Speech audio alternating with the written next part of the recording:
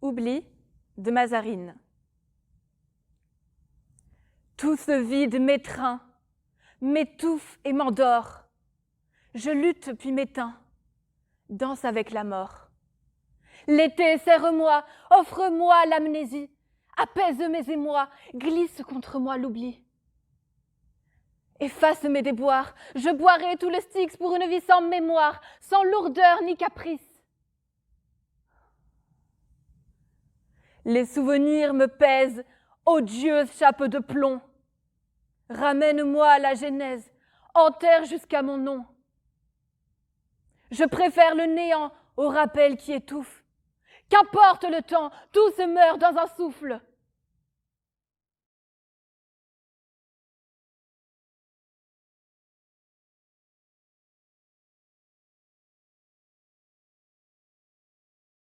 Virtualité de Mazarine. Le silence électronique grésille au bout du combiné. L'écran brille, crépite. Que faites-vous? J'ignore tout de vous. Vous ne parlez pas, je n'entends pas vos souffles, je n'entends pas vos voix.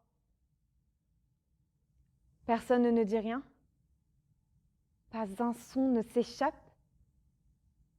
Inconnu crypté, froids algorithmiques. Racontez-moi la vie au-delà des murs blancs. J'étouffe sans bruit dans un clignotement.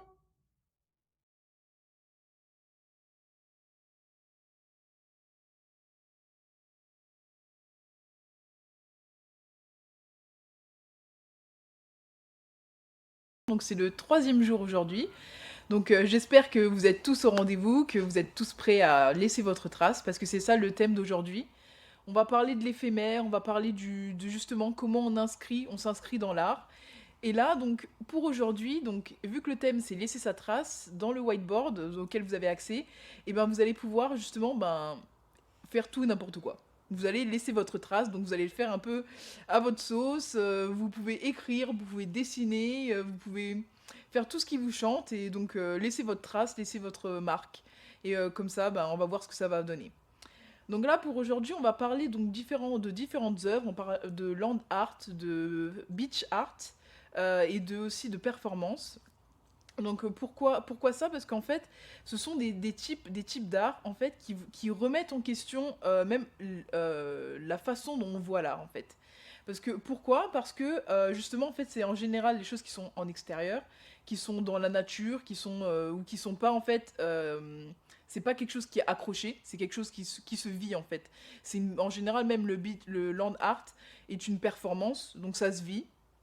Et en fait, ici, on est dans l'éphémère.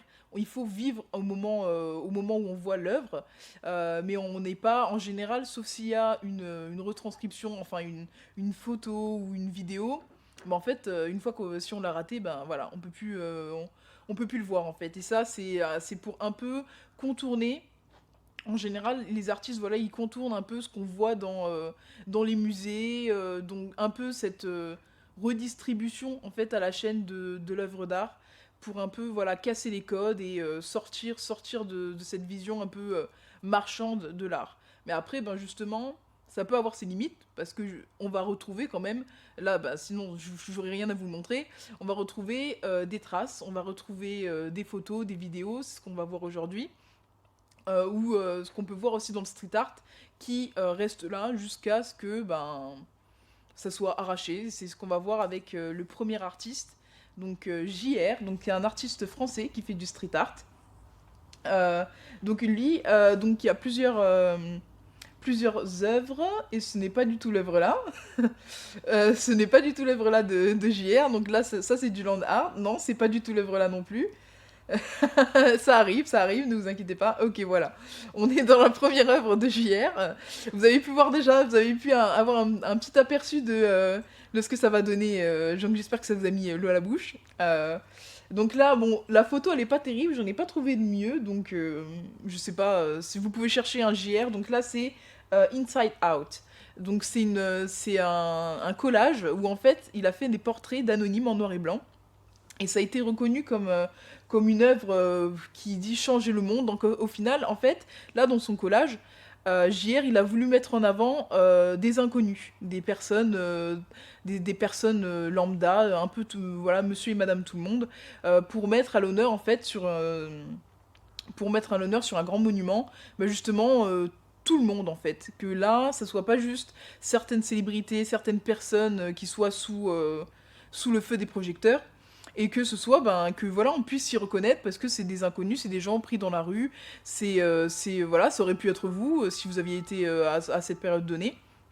Donc voilà, et c'est des collages qui restent un certain temps. Donc voilà, on peut ne... Si vous passiez devant, donc là c'est à Paris, si vous passiez devant, vous aurez pu les voir, mais après, ben, ça disparaît normalement. Ils les enlèvent, ils les retirent.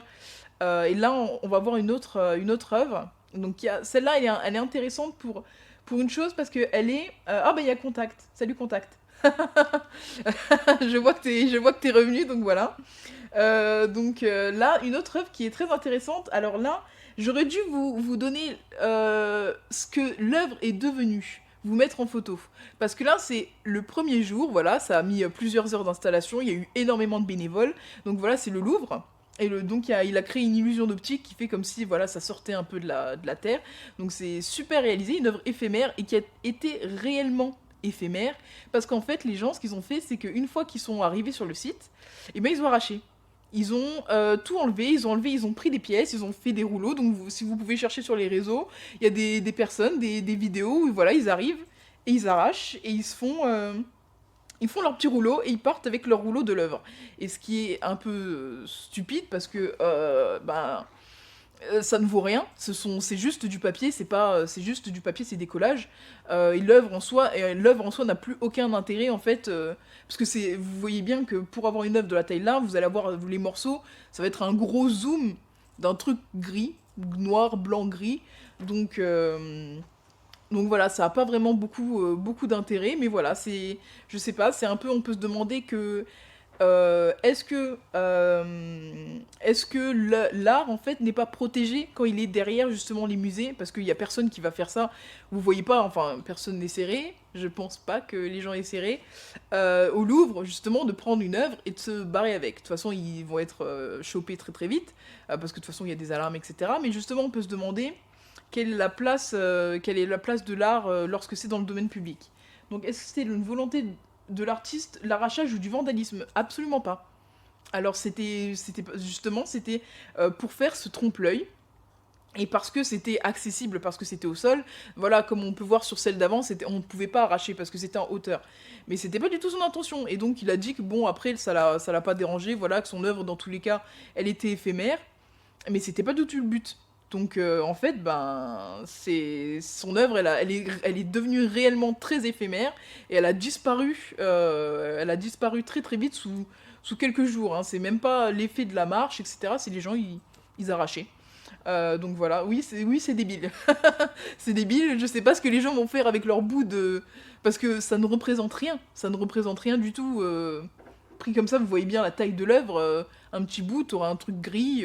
Enfin bref, c'est juste détruire pour détruire, ben voilà. Et c'est pour ça qu'on peut se demander que lorsque l'artiste fait dans le domaine public, bah en fait son œuvre elle est pas vraiment protégée. Là il a fait une œuvre et même s'il y avait des vigiles, etc., ben en fait son œuvre elle est à la portée de tous, parce que c'est un collage sur le sol, et donc en fait tout le monde peut en profiter. C'est comme s'il avait fait certains collages, vous voyez un peu des affiches, il y en a des affiches que ce soit pour tout ou rien, les gens ils arrachent, parce que c'est dans le domaine public, et donc on peut faire ça. Donc après on peut se demander le fait d'exposer en public, c'est le risque en fait, le risque de voir son œuvre taguée au-dessus, de voir son œuvre déchirée, de voir son œuvre disparaître en fait. Donc après ça peut être une volonté ou non de l'artiste, là ça l'était pas.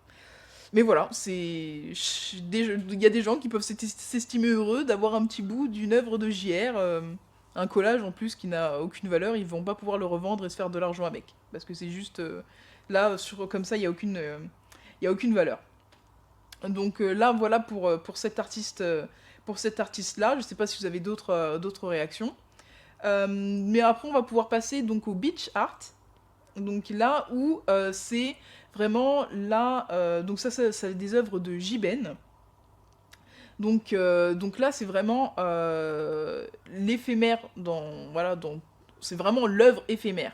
Parce qu'en fait, donc, pour créer ces œuvres, donc faut que ce soit quand la marée elle redescend et que le sable il soit un peu humide en fait, pour qu'on puisse utiliser des râteaux, des griffes, voilà, des trucs pour faire des dessins, des bâtons. Il y en a ils utilisent des bâtons, des cordes aussi. Il y en a certains ils utilisent des cordes. Et pour pouvoir faire une inscription dans le sol. Donc faut pas que ce soit complètement sec en fait.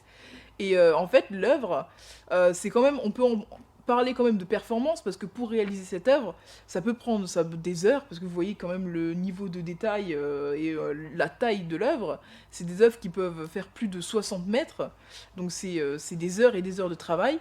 Et en fait, au moment où l'artiste va peut-être poster la photo de son œuvre quand il va rentrer chez lui, et ben en fait peut-être que l'œuvre elle est déjà détruite. Donc c'est vraiment de l'œuvre éphémère. Donc on inscrit une œuvre que pour un temps donné. Après on peut se demander si justement c'est pas le fait d'avoir des œuvres éphémères, c'est pas une sorte d'oxymore. Pourquoi ? Parce que le fait de créer, normalement si on veut créer quelque chose, on le fait dans la durée. Que normalement on fait une œuvre et que justement pour que ce soit exposé, pour que ce soit admiré par les autres et pas créé, on pourrait se dire ça n'a pas grand intérêt de faire une œuvre que là en plus s'il partage pas sur les réseaux, il y a personne qui va le voir et qui se sera saoulé pendant des heures à faire du land art, du beach art pour rien en fait. Mais après justement on peut se demander si est-ce qu'il faut forcément que l'œuvre soit persiste? Parce qu'on peut se demander par rapport au festival, par rapport aux fêtes, etc. On n'a pas forcément besoin tout le temps d'avoir une trace dans la durée. C'est juste le fait de vivre sur le moment présent, vivre l'instant, qui fait que, bah, au final, on profite de l'œuvre. Alors, il y a Contact qui nous dit qu'il faut bien calculer son coût avec les marées. Oui, carrément. C'est aussi, je sais qu'il y en a certains, ils y vont... ils font des photos, ils peuvent mettre des jours et des jours à trouver le bon site, à trouver la bonne plage, parce qu'il faut le bon terrain. En fait, c'est un peu comme s'il choisissait ses matériaux, il choisit un peu son support, et donc ça peut prendre des jours, et donc il faut bien calculer par rapport aux marées, parce que s'il commence son œuvre et qu'au final la marée elle remonte, ben il a fait du travail pour rien du tout, quoi, donc ça serait un petit peu bête. Mais donc oui, c'est un gros travail, et de plus en plus on voit des artistes, il y en a un, je n'ai plus le nom, mais qui fait des œuvres géométriques, donc qui fait des lignes et tout avec des râteaux, c'est très joli, mais j'ai pu retrouver, je savais plus comment il s'appelait, mais je crois sur France Culture, sur Facebook, vous pouvez retrouver. Mais là, Jiben, donc là on va pouvoir passer à une autre de ses œuvres. Une autre de ses œuvres, donc c'est des choses très très grandes qui sont, on va dire, esthétiquement, c'est très joli, c'est beau à voir. Donc après, en plus, ce sont des œuvres qui éphémères et en plus par rapport au point de vue. Le point de vue, c'est qu'on va pouvoir les voir l'intégralité que d'un certain point. Parce que si on est là à pied, on peut voir, essayer de deviner le dessin, mais on va pas forcément comprendre tout ce qu'il y a, donc c'est d'un certain point de vue, et c'est là juste pour quelques heures, ou ça dépend de quand il l'a fait, donc je pense pas quelques minutes, mais je pense au moins quelques heures, quoi. Donc voilà, c'est des œuvres qui s'inscrivent, qui ne marquent pas dans le temps, mais qui peuvent après marquer les esprits. On peut finir avec, je crois, la troisième de Jiben. Donc voilà, je sais pas laquelle laquelle est votre préférée. Moi j'aime bien, celle-là j'aime bien, c'est un peu engagé, le fait avec le stylo, et on voit les personnes qui étaient venues voir, et donc je trouve que la photo elle rend bien, c'est pas mal. Donc alors, il y a Contact qui dit, la question que je me pose c'est comment est-ce qu'il fait pour ne pas laisser ces traces de pas, mais c'est vraiment magnifique en tout cas. Alors ça je ne sais pas du tout, mais après je pense que ça doit être en fonction du sable, parce qu'il y va à un certain moment pour qu'il y ait une certaine texture du sable. Donc il y va pas, parce qu'il y a en fonction de la texture du sable, je sais pas si tu as déjà essayé, mais tu vas plus ou moins marquer le sol avec tes pas. Et après peut-être que il doit avoir peut-être des chaussures spéciales aussi, hein, qui font qu'il n'y a pas trop de traces. Je sais pas s'il y va pieds nus, peut-être et qui fait qu'à distance, on voit pas forcément. Donc voilà, je trouve aussi que ce sont des belles œuvres, que ça marque les esprits. En plus, il y en a certains qui filment aussi leur processus. Donc là, si vous cherchez beach art sur internet et tout, vous allez trouver de plus en plus. Et en plus, ce qui est bien, c'est que avec le land art, par rapport au collage, peut-être le street art, qui est c'est un peu plus chaud, parce que même si déjà pour les artistes reconnus, c'est un peu chaud pour qu'ils puissent faire leurs œuvres parfois. Donc si vous allez commencer à taguer n'importe où, je pense que vous pouvez vous faire arrêter. Mais là, par exemple, le beach art, vous pouvez aussi faire une œuvre. Et de toute façon, je pense qu'on a tous au moins essayé, quand on est à la plage, de faire des dessins, écrire des trucs. Et donc voilà, on laisse notre trace aussi à ce moment-là. Donc je dis pas que moi, ce que j'ai pu faire, c'est du niveau de Jiben, par exemple, mais au moins, j'ai laissé ma trace aussi sur le sable. Et je pense que c'est ça, ça nous invite, quand on est à la plage, on a tous envie de laisser la trace de son passage. Et donc là, c'est ce qu'ils font aussi un peu, ces artistes-là. Ils laissent la trace de leur passage aussi. Donc voilà pour le beach art. Donc on va pouvoir aussi passer donc à un même style avec Oppenheim, avec Dennis Oppenheim. Donc lui qui a été, donc c'est un Américain, je sais plus. Je ne sais plus du tout. Donc lui là c'est l'Annual Rings, donc de 1968. Donc là, vous voyez, en fait, normalement, il y avait cette volonté de ne pas laisser de traces, que ce soit justement une œuvre qui soit faite dans la nature et on laisse pas de traces, enfin, il n'y ait pas de traces du passage par la suite. Mais bon, ben, il y a une œuvre il y a une photo, qui a été prise, qui est, alors je vous dis ça, je crois que c'est au Metropolitan Museum. Au Metropolitan Museum. Donc voilà. Mais en fait, des fois, il y a certains artistes, et c'est ça un peu qui vient, on va dire, contrecarrer leur plan. C'est qu'ils ont une idée de quelque chose d'éphémère, de quelque chose qui ne s'inscrit pas dans les musées, etc. Mais au final, bah, avec le fait qu'on prend des photos, bah, ça casse complètement cette idée-là. Ça casse. Et en fait, au final, quand ils ne veulent pas s'inscrire dans ce commerce un peu de l'œuvre, de faire des trucs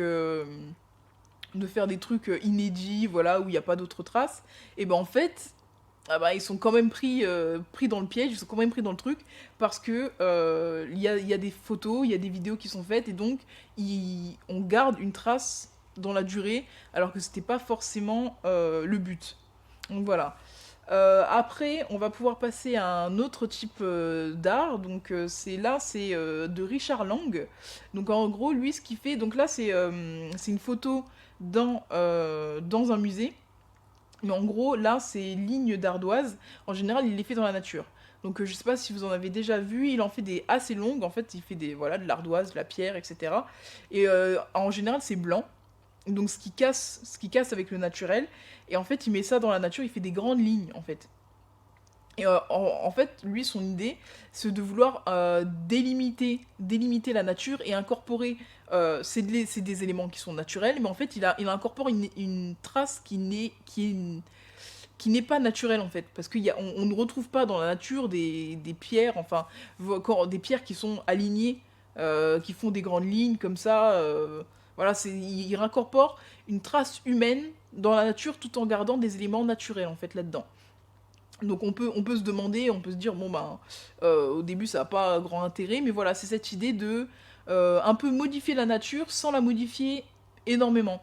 On prend des éléments naturels et on modifie la nature. Et donc ce qui est intéressant avec le land art, par exemple, donc là, bon bah là c'est dans un musée, mais ce qui est intéressant, c'est que comme avec la trace dans le sable, bah, vous aussi, vous pouvez faire du land art. Ça peut se faire avec n'importe quoi. Il y a un artiste qui est pas mal, qui fait des choses très intéressantes. Je vais peut-être en parler, je vais peut-être voir si je le rajoute pour les prochains lives. C'est Marcus Reitz, donc c'est un Allemand, je crois, et qui fait des œuvres donc, qui sont extrêmement réfléchies, mais qui fait sans programmation. Et il y en a une qui est assez simple, mais qu'il a faite, c'est Eve. Donc en fait, il a trouvé une branche. Et en gros, il a trouvé des branches en fait, et en fait, ça fait une forme de pubis. Donc voilà, et en gros, ça fait, alors il a pris juste des branches en fait avec la nature, avec la nature, il a refait une image, il a fait une œuvre d'art. Et on peut retrouver ça aussi dans l'arte povera, donc l'art pauvre un peu, où justement ils utilisent des éléments venant de la nature, venant des arbres, ils essayent d'avoir un impact le plus minime sur la nature. Et en gros, bah, ils utilisent voilà, ce qu'on peut trouver. Et ça, en soi, bah, vous aussi, vous pouvez le faire. Vous pouvez devenir les futurs grands artistes de land art, par exemple. Bon, après, c'est des grandes échelles de land art. Mais par exemple, vous prenez des cailloux, vous faites un cercle, voilà quoi. Il y en a c'est un peu ça. Hein. Il y en a, il n'y a pas vraiment beaucoup de prétention dans l'œuvre, mais il y en a, bah, vous voyez bien que là, lui, il a pris des bouts d'ardoise et il a fait une ligne. Donc je pense que vous pouvez vous prenez des briques, des cailloux, vous prenez des branches, et puis imaginez, vous allez vous balader dans la nature, vous prenez des branches, vous les entassez pour que ça fasse une ligne ou un cercle, et voilà. Vous êtes un artiste vous aussi. Vous avez fait votre petite contribution, vous pouvez le prendre en photo, et voilà, land art, donc hashtag land art, donc voilà. Donc après, on peut voir un autre artiste, donc c'est Walter de Maria, donc qui a fait, donc là c'est une œuvre en, on va dire, 2 temps, donc c'est les champs d'éclairs. Donc en gros, donc c'est une œuvre où en fait il a mis des pics, donc il a mis des pics dans ce désert, enfin bon, je sais plus, c'est le comté de Catron, donc c'est au Nouveau-Mexique. Au Nouveau-Mexique, donc en gros, voilà, c'est au milieu d'un plateau désert. Et en fait, vous voyez, il y a des pics sur l'œuvre. Et en fait, c'est ça l'œuvre déjà de base. Donc en fait, ce sont des pics qui sont là pour capter la foudre. Et en gros, il y a un deuxième temps, il y a cette photo qui est aussi très célèbre, et il y en a d'autres, où justement, en fait, l'un, c'est une œuvre, c'est une photo, mais en fait, c'est un instant, juste prise à un instant T, en fait. Faut prendre au bon moment. Et en gros, l'œuvre initiale, on peut aller la voir. Donc il y a une petite cabane où c'est quoi, maximum 6 personnes peuvent y aller. Et en gros, pour pouvoir essayer de voir cette foudre qui tape les piquets. Donc ça c'est l'œuvre initiale de Walter. Moi je vais les appeler par leur prénom parce que moi j'aime bien. Donc c'est l'œuvre initiale de Walter.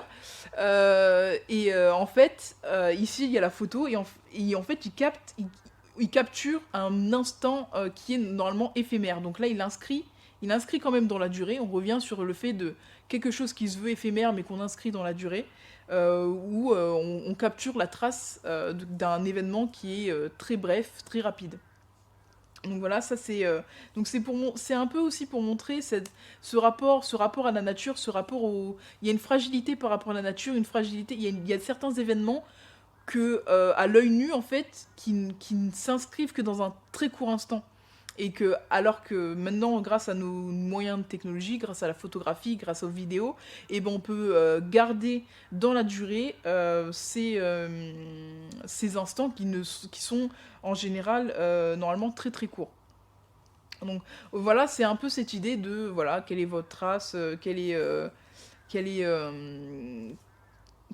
qu'on a envie de faire durer en fait. C'est ça, qu'est-ce qu'on a envie de faire, de garder pour soi. On peut se demander même dans notre propre consommation, ou on va dire production de photographie. Pourquoi on prend certaines choses en photo et pourquoi pas d'autres? Pourquoi on filme certaines choses? Et est-ce que on peut qualifier d'art au final ce que nous on fait nos propres productions?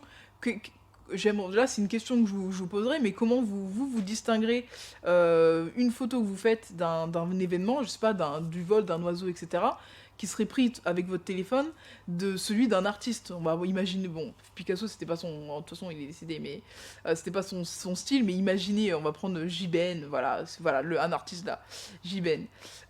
Donc l'artiste qui prend une photo.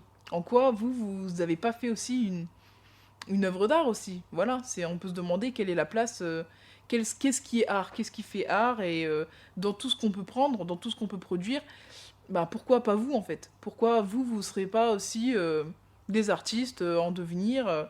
Je sais pas, je dis pas qu'il faut faire une réorientation, hein. Ça va peut-être pas forcément plaire à toute votre famille si d'un coup vous sortez la vous changez de voie. Je sais pas en quoi, si vous êtes tous des étudiants et si en quoi qu'est-ce que vous étudiez, peut-être que vous étudiez déjà l'art, mais voilà, on peut se demander un peu cette place là.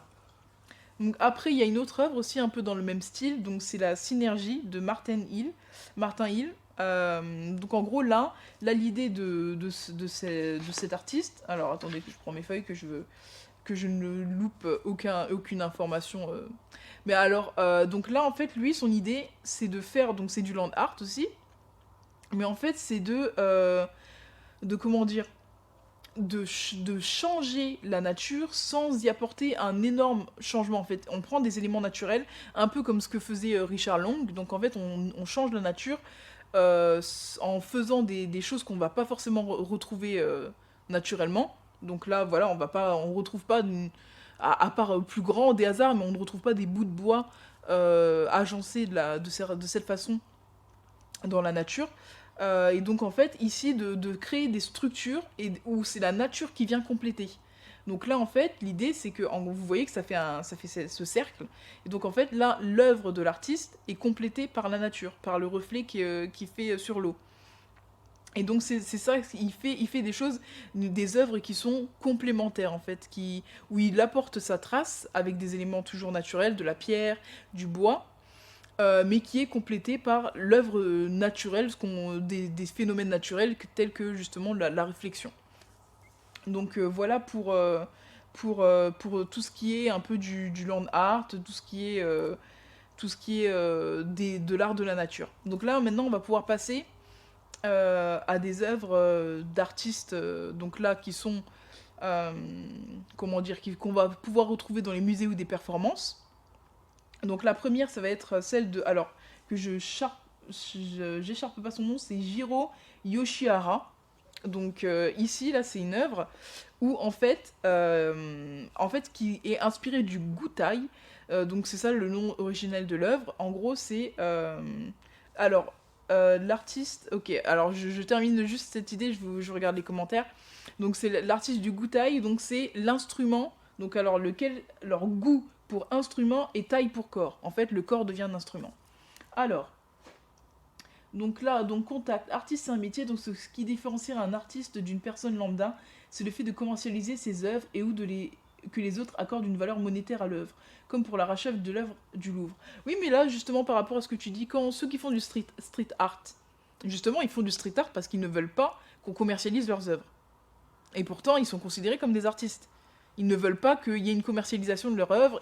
Ceux qui font des performances aussi, des fois des performances, ce qu'on va voir après avec certains artistes, qui font des performances qui ont été filmées, mais il n'y a pas forcément le but que ce soit filmé. Il y en a certaines qui sont dans la rue, comme ça. Et il y en a une que j'ai en tête, je voulais pas montrer, parce que bon, je me suis dit, c'était un peu risible, enfin, je veux pas me moquer, mais enfin, si je me moque un petit peu. Mais c'est une artiste, en gros, qui, dans un centre commercial, danse, mais sans musique. Et donc, elle fait des trucs comme ça, enfin, des machins, et donc, il y a tout le monde qui passe, et elle danse, elle fait des... Voilà, enfin, c'est une vidéo de... En plus, c'est long, hein, elle danse longtemps, et c'est une performance. Et donc là, il n'y a pas une idée de monétiser, il n'y a pas d'argent derrière, ils ne cherchent pas à avoir de l'argent. Donc on peut se demander, est-ce que... Donc voilà, au final, tu peux faire de l'art voilà, par rapport au land art. Comme je le disais, le fait d'aller prendre des cailloux et tout, et puis les arranger d'une certaine façon. Là, tu t'as fait une œuvre d'art. Si tu la postes sur les réseaux, tu peux la taguer en tant que land art. Donc, ça peut te faire de toi un artiste. Tu peux est-ce que c'est et tu cherches pas forcément à être payé, et tu vas pas forcément les autres il y a des gens par exemple il y a des gens qui vont voir du street art, des tags, etc. Parce que les tags aussi font partie du street art et qui vont décider qu'ils ne vont pas accorder une valeur monétaire. Qui vont se dire ça vaut rien. Qui vont voir une performance comme celle que je vais pouvoir montrer aussi par la suite, juste après, et qui vont décider, enfin qui vont penser que ça mérite aucun argent d'ailleurs, que c'est un peu du foutage de gueule. Voilà, donc voilà, pour ça. Et par rapport à ton autre remarque, c'était qui l'artiste de l'Arche? C'est Martin Hill. Donc c'est H-I-2-L. Et c'est Synergie. Synergie. Donc voilà. Donc voilà pour... je sais pas si t'as d'autres remarques par rapport à ce que je t'ai dit, parce que là, de toute façon, on réfléchit ensemble, hein, j'ai pas vraiment la réponse de qu'est-ce qui différencie l'artiste, hein, parce que moi, je me dis... Moi, j'ai plus l'impression qu'on peut tous être un artiste à sa façon. Après, ben forcément, c'est la renommée qui va faire que on nous accorde ou pas de l'importance, on nous accorde de la valeur, mais que c'est pas... Pour moi, ça serait pas forcément l'argent. Parce qu'il y en a, ils ont cette revendication de ne pas s'inscrire dans quelque chose par rapport à l'argent. Mais bon, après, bon, ben... Alors, ok. Ah ben voilà, voilà, ça a été posté donc par rapport à l'œuvre, donc super, comme ça tu peux aller voir. Tu peux aller voir Contact. Ah bah je vois en plus que, voilà, j'ai vu, il y a des petites traces, c'est pas mal, des petites traces qui ont été laissées dans le whiteboard. Donc c'est très joli, c'est très mignon, c'est très léger, j'aime beaucoup. Là, on va... Alors, je sais plus... Oui, je parlais de... Oui, je parlais... alors, donc, Synergie, voilà, de Martin Hill. Donc ouais, c'est super mignon, là, les petites taches de couleurs, comme ça, arc-en-ciel, les petites traces d'oiseaux, les petites traces de chiens. C'est peut-être un chien ou un chat, je sais pas. Je sais pas de quel animal en particulier. Mais c'est très mignon. Et donc là, pour retourner à l'œuvre de... Alors, je n'ai pas Yoshihara, de Yoshihara, donc le Gutai. Donc là, en fait, c'est des panneaux. Avec du papier craft. Et en fait, là, pour avoir ce... En fait, pour faire l'œuvre, c'est qu'en fait, c'était à l'entrée d'un musée, d'une exposition. Enfin, non, du bâtiment. Et en fait, pour pouvoir rentrer dans le bâtiment, en fait, il fallait traverser tous les panneaux de papier. Et donc, en gros, il fallait que le premier visiteur, en fait, utilise son corps, donc le gutai, donc l'instrument, le corps, pour pouvoir aller accéder aux autres œuvres, à l'exposition, en fait. Et donc, en fait, là, c'est utiliser son propre corps, tel un marteau, voilà, pour transpercer chaque panneau.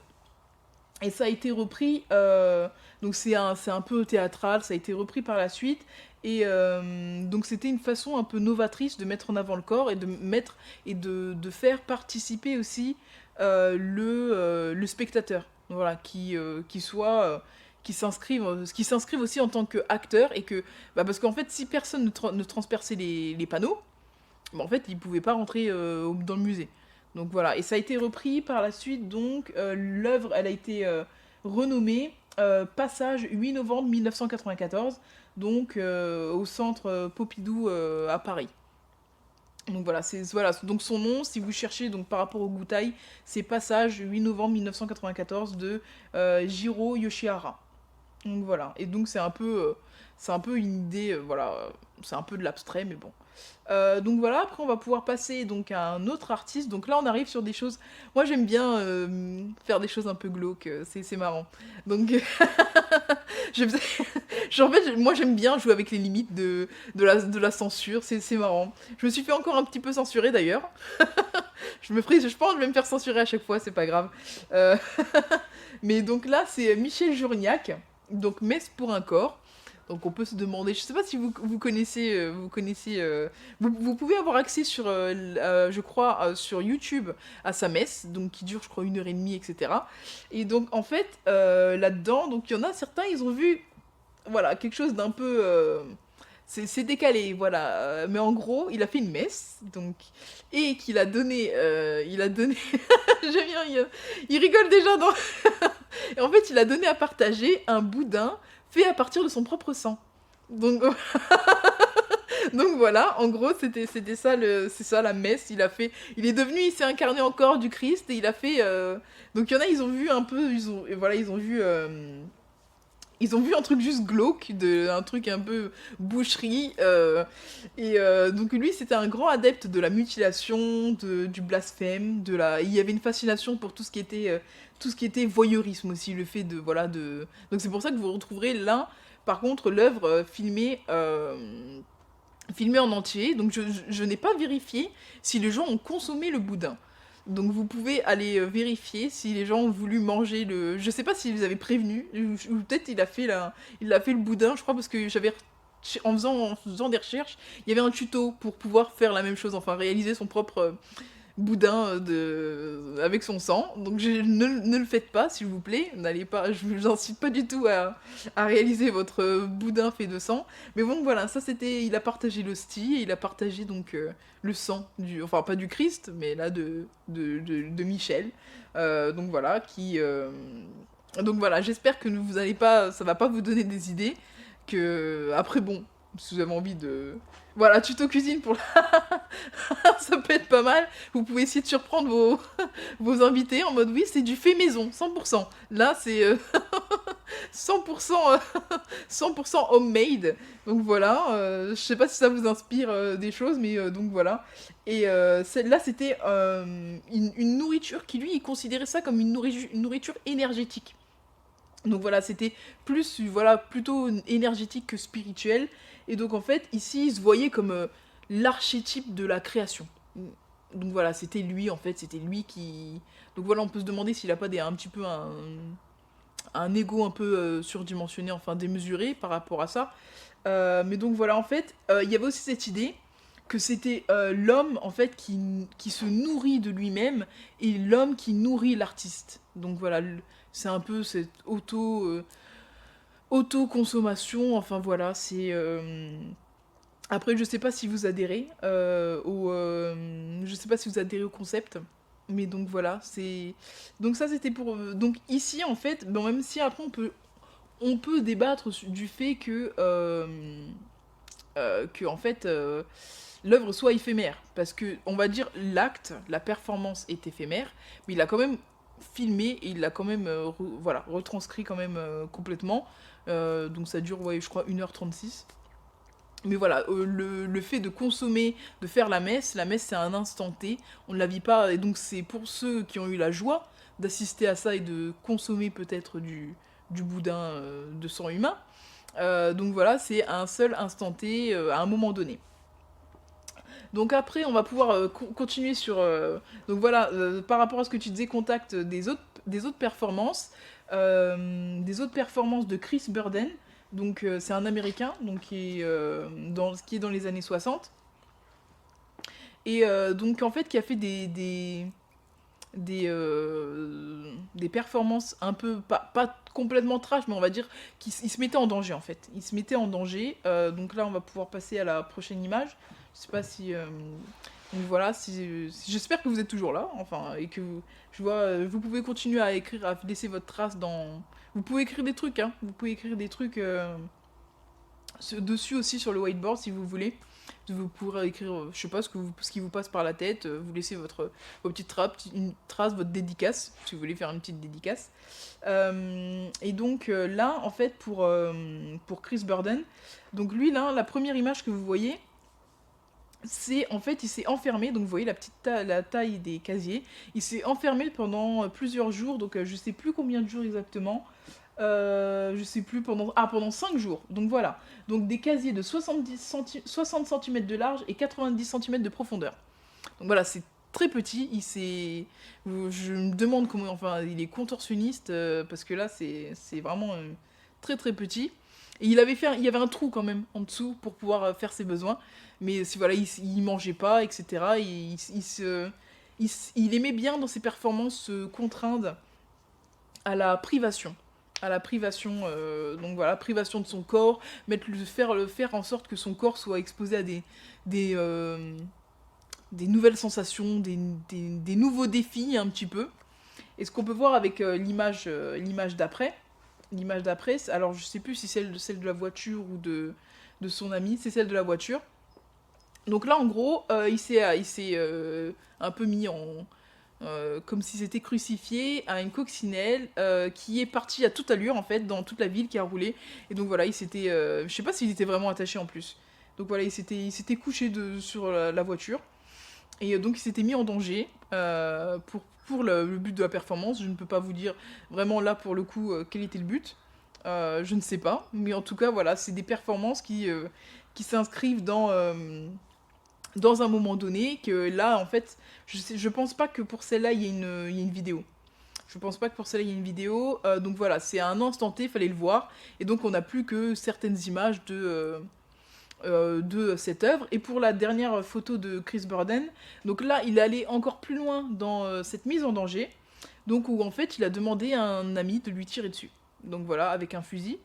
Donc ça fait qu'il a fini à l'hôpital, forcément.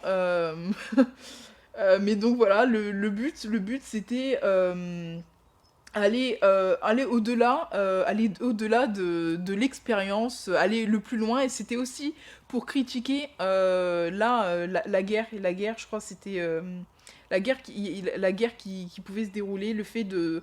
En fait, parce que avec les images de la guerre, il y a une certaine banalisation, et en fait, lui, il voulait banaliser cet acte de tirer sur quelqu'un, en fait. Donc en se faisant volontairement tirer dessus, pour montrer, en fait, et que ça choque, mais en fait, pour remontrer qu'en fait, on banalise les images de guerre, on banalise ce qui peut se passer sur le terrain, ce qui peut se passer, parce que c'est ce qui se passe, en fait, voilà. Donc pour montrer le contraste et inviter, en fait, à réfléchir sur la place qu'on accorde aux armes, surtout aux États-Unis. Donc voilà pour... donc après, c'est mon image qui est censurée. Donc de Cassie Casey, je sais pas comment ça se prononce, Jenkins. Donc l'image censurée, donc vous pouvez vous demander qu'est-ce qui est censuré. Mais en fait, donc voilà, ça s'appelle vaginal knitting. Donc en gros, c'est tricoter mon utérus, donc si on traduit. Donc, donc en fait là, vous ne voyez pas, mais normalement elle n'a pas de bas. Et en fait, elle s'est insérée des pelotes de laine dans le vagin. Et en fait, elle a tricoté pendant, je crois, 28 jours, donc avec son cycle menstruel aussi. Elle a tricoté en sortant la laine directement de son vagin.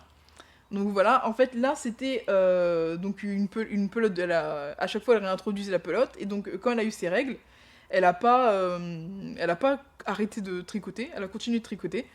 Et en fait, ici, c'était... Alors là, je vous lis ce qu'elle a dit. En associant la vulve à une activité vue comme réconfortante, bénigne voire ennuyeuse comme le tricot, je caresse l'espoir que les gens remettent en question la peur que le sexe féminin leur inspire. Donc voilà. C'était cette idée de revoir un peu, la place accordée au sexe féminin, que décide d'y accorder une image plus douce peut-être, avec le tricot qui est en général associé, voilà, à une activité de grand-mère. Donc je sais pas après si c'est des associations qu'on a forcément envie de faire quand on pense à tout ça. Mais voilà, donc là vous avez pas toute l'œuvre, mais après la performance, donc elle est éphémère, mais après ce qui comment dire, ce qui va rester, c'est la pelote de laine. Donc je sais pas après si on a forcément vraiment envie d'être proche de ce qu'elle a tricoté, surtout qu'il y a il y a eu ses menstruations avec. Mais donc voilà, ici il reste une œuvre, vous pouvez chercher, donc c'est Jenkins, c'est Jenkins. Ça s'appelle donc Vaginal Knitting, donc tricoter mon utérus si vous voulez chercher, et elle a tricoté un grand truc quand même, hein, bah après je crois si c'était pendant plusieurs jours, oui voilà, c'était bien 28 jours, donc voilà, 28 jours de tricot, ça fait une sacrée œuvre. Donc voilà. Après, on va pouvoir passer à une autre performance. Donc là, de Vali Export, donc qui, elle fait des trucs, elle essaye de questionner la place du corps. Voilà, elle a beaucoup mis son corps en avant. Et donc là, en fait, c'était une boîte. Donc c'est Touch Cinéma. Donc en fait, rendre le cinéma, elle va plus loin que la 3D en fait, elle va carrément dans le corporel. Et en fait, les gens pouvaient elle avait mis une boîte en carton autour de sa poitrine, et en fait, elle invitait les gens à lui toucher les seins. Donc voilà, et donc ce qui fait que les gens en fait allaient dans la rue et elle les invitait à venir toucher, à venir regarder ce qu'il y a sous la boîte, et tout en regardant les personnes, enfin, donc elle replaçait en fait ici à ce moment-là la place de l'artiste en fait, dans le corps de l'artiste, qu'en fait l'artiste devient l'œuvre. Et il y en a pas mal c'est ce qu'on va voir aussi par la suite, donc avec la prochaine, mais là il y en a pas mal des artistes qui se sont, surtout avec le body art qu'on avait pu évoquer hier, qui remettent le corps en jeu, donc leur corps, et qui deviennent les œuvres d'art en fait. Donc qui s'incorporent et qui deviennent... Donc après on peut se demander jusqu'où peut participer, parce que on peut dire oui, l'artiste il est un peu déjanté, mais le spectateur participe aussi. Donc là, voilà, les gens, les gens, ils sont quand même allés, quand vous cherchez sur Internet Touch Cinéma, il y a une vidéo et les gens, ben, ils vont lui toucher les seins, quoi. Donc il y a pas de, ils ont pas trop de soucis par rapport à ça. Donc on peut se demander aussi quel est le rôle que joue le spectateur là-dedans. Et donc là, on va pouvoir passer sur donc, une autre, avec, là il y aura des vidéos pour les les images de fin. Donc là, on va passer sur une de Anna Maria Maiolino, donc Entrevidas. Donc c'est une performance de 1981. Et donc en fait, où elle va revoir, en fait, elle va se mettre une 70 douzaines d'œufs. Donc ça fait pas mal d'œufs sur le sol. Et en gros, ici, en fait, elle essayait dans cette performance de réinterpréter, enfin de revoir l'expression littérale, en fait, de voir littéralement l'expression marcher sur des œufs. Donc voilà. Et donc là, il y a une petite vidéo associée avec, donc on va pouvoir regarder. Pas tout, parce que bon, c'est quelqu'un qui marche ou ralentit sur des œufs, enfin voilà. Donc, à part si c'est votre truc, hein, je sais pas, hein, peut-être que vous kiffez voir des gens marcher sur des œufs, je sais pas. Mais donc voilà, on va pouvoir visionner ensemble une vidéo.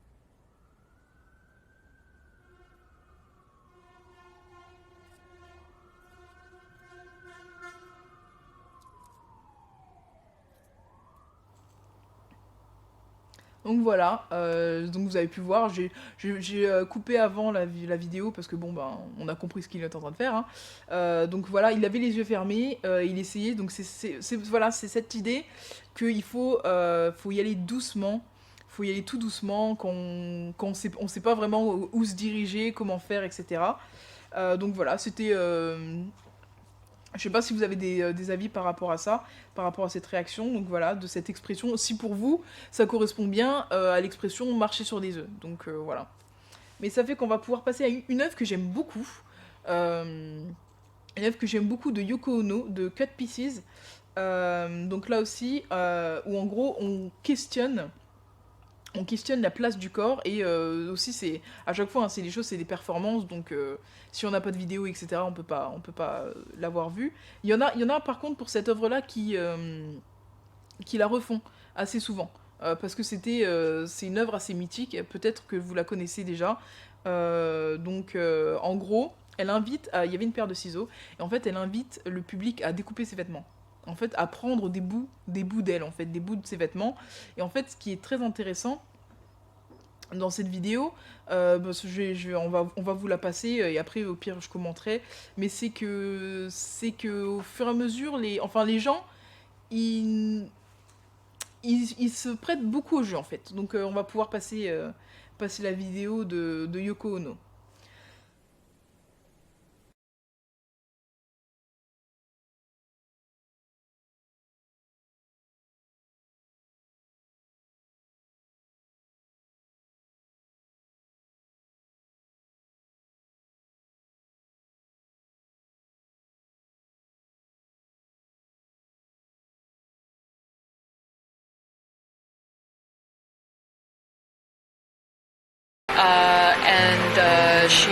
She invited people from the audience to come up and gradually cut pieces of cloth from the dress, and people did that. And at first, people were very hesitant, but as the performance went on and on, people lost their inhibitions and they started cutting bigger and bigger pieces off until the dress was in shreds. So that's one of the most well-known examples of performance art. What was the purpose of that? I don't think. Are you puzzled? You are. Like, why is she doing that? I think performance artists don't really have a set idea that they want to convey when they start their work. I think in a sense, like, put it this way, even if nobody had come up to cut the dress, it would have said something. And if people did come up and cut the dress, that also says something, about how we relate to each other and about people's inhibitions, because it's actually quite a violent act, isn't it? But in a way, when you hand someone a pair of scissors and you say like, here, do this, you're giving them permission.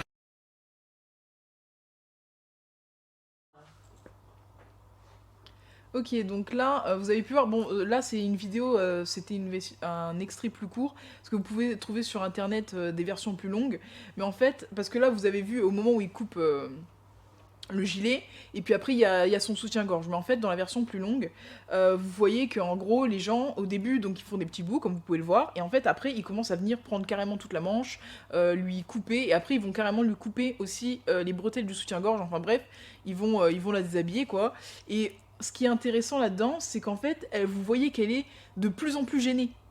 En fait, elle a mis ça, mais il n'y avait pas cette intention. Enfin, elle pensait pas que ça allait aller aussi loin. Et en gros, même à la fin, elle se tient comme ça. Elle est très gênée. Et les gens, en fait, eux, ils commencent à s'en amuser. En fait, ils sont un peu en surenchérie. Qui c'est qui va couper le plus gros bout? Qui c'est qui va... Ils ont oublié, en fait, qu'il y a une personne derrière qui s'expose. Et ils sont totalement pris au jeu. Donc voilà, on peut se demander, donc l'artiste qui propose quelque chose. Et puis, en fait, après, les spectateurs qui, eux, ils surenchérissent et ils rentrent dans le truc. Et en fait, ils oublient. Ils veulent tous prendre un petit bout de l'artiste, donc un bout de ses vêtements, pour juste quitte à la déshabiller complètement sur scène. Donc voilà, et ça c'est pour ça que j'aime beaucoup cette œuvre, parce qu'elle a été refaite, donc comme j'ai pu le dire, parce qu'on voit bien qu'en fait les gens, quand on leur donne un peu l'occasion de faire, et ils se prêtent complètement au jeu, et c'est ce qu'on peut trouver un peu des fois dans... Après bon là c'est de la psychologie sociale, mais ce qu'on peut trouver dans des mouvements de violence, etc. Là, on va parler un petit peu juste... c'est pas une expérience qui est très connue. Je ne connais plus le nom. C'est celle qui a été faite dans ils ont refait une prison aux États-Unis. Donc, en gros, c'est une expérience sociale qui a été faite. Et les étudiants, donc tout était... faux, tout était faux, ils ont refait une prison, donc ils ont fait des gardiens de prison, ils ont fait les prisonniers. Mais en fait, au bout de quelques jours, donc les étudiants, ceux qui étaient les gardiens de prison, ils se sont tellement pris au jeu qu'en gros, ils ont commencé à faire des tortures, des humiliations pour les prisonniers qui demandaient à arrêter l'expérience, et que en fait, ils savaient pas que c'était filmé, et donc, enfin, ils pensaient que c'était pas filmé la nuit, et donc en fait, ils étaient encore pires. Ils leur demandaient de faire des trucs tout nus, enfin bref, ils les humiliaient constamment, et ils étaient vraiment très pris dans ce rôle-là. Et donc on voit qu'en fait, il y a des personnes, des fois et c'est ça ce qu'on voit un peu avec l'artiste. L'artiste peut avoir en tête une idée, Et en fait, les gens, ils se prennent tellement dedans qu'ils y vont à fond. Et donc, c'est ce qu'on voit avec cette expérience-là. Donc, et qui montre qu'en fait, ben voilà, les gens, quand on leur propose quelque chose, et ben en fait, ils peuvent aller beaucoup plus loin.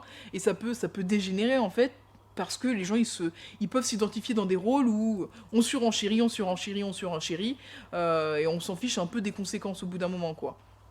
Donc voilà, c'est ça que je voulais vous partager. Et puis ben alors et pour finir, donc là-dessus ben je voulais vous montrer, c'était suite au festival qu'il y a eu, donc c'était Morphosis de Vincent Masson. Donc je sais pas si vous avez pu le voir, donc c'était en 2019. Qu'il y a eu les Jeux de lumière donc sur la cathédrale de Metz et donc avec des sons etc. Moi j'ai pu la voir, c'était vraiment pas mal.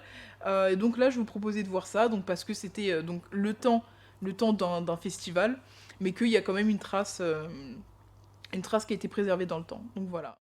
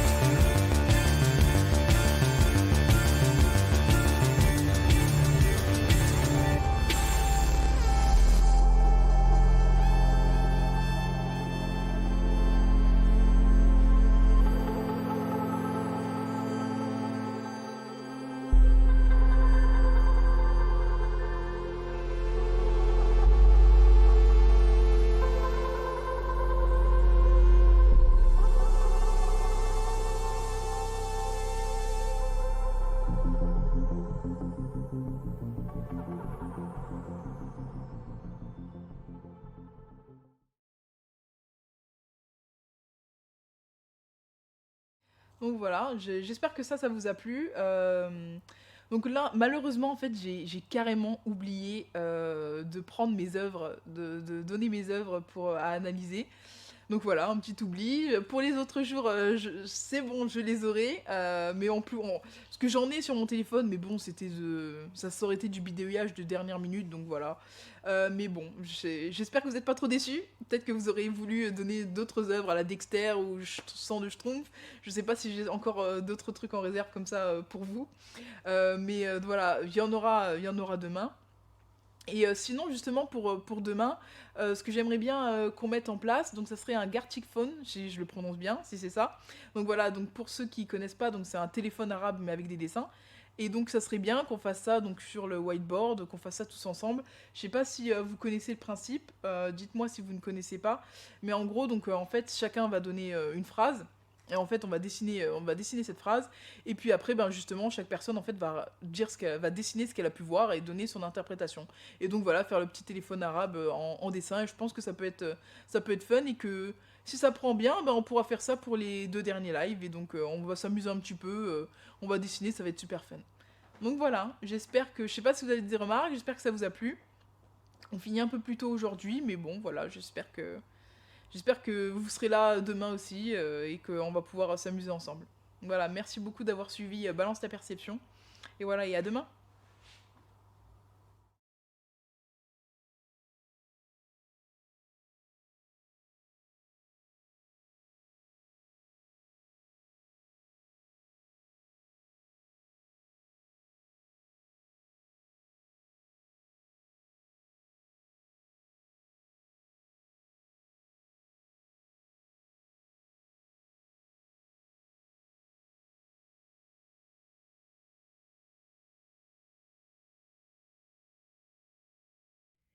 Caresse d'un instant, volatile et fugace, accueille ce moment avant qu'il ne trépasse. Respire à plein poumon le parfum de ce jour, présent déjà lointain cet effluve d'amour, éphémère beauté dont l'image s'efface. Dieu t'a donné la vie, croque-la comme un fruit, infiniment sucré, juteux comme un agrume, empoisonné parfois, prends garde à l'amertume. Mandragore grisante au goût de l'infini. Poème écrit par Julia.